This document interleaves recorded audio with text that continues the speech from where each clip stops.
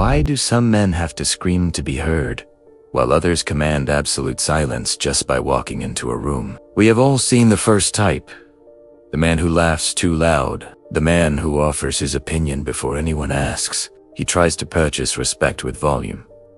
But he fails, because he doesn't understand that attention is a currency, and he has just devalued his own. But then, there are the others. They arrive as the mountain arrives, simply by being there. No words, no desperate need for approval. Yet, the attention of the room aligns with him like iron filings to a magnet. This is not magic.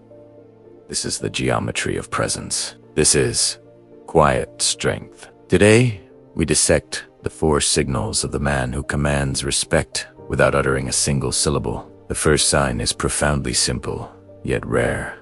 Unflappable stillness. Most men are reactive. Observe them under pressure. Voices rise.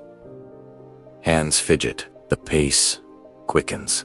This kinetic energy screams one thing: fear.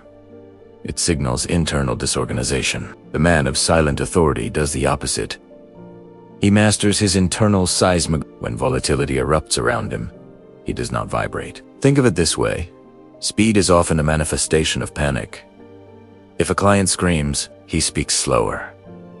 If a deadline collapses, he moves with deliberation. He uses the power pause. When arguing a point, he lets the uncomfortable silence linger just a beat longer than everyone else can handle. He forces the other person to fill the vacuum, revealing their hand, while he remains the anchor.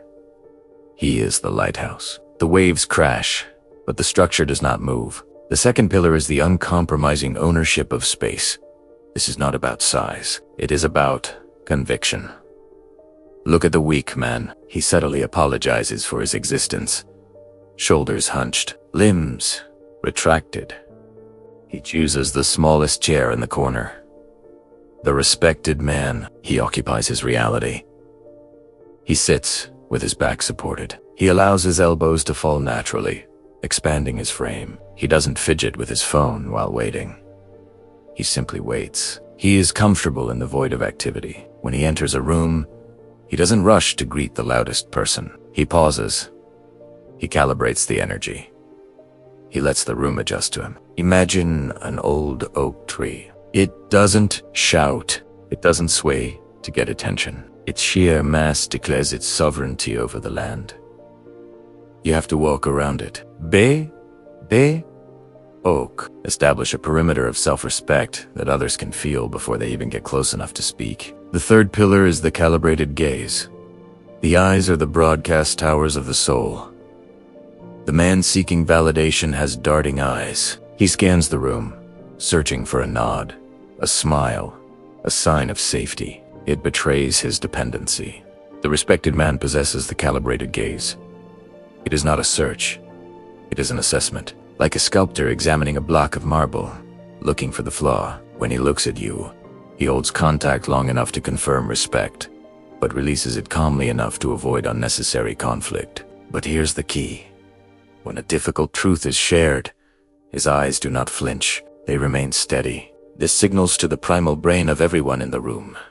I am processing your reality. I am not intimidated by it. It is the look of a man who is not watching a movie. He is analyzing the script. Finally, the visible manifestation of competence.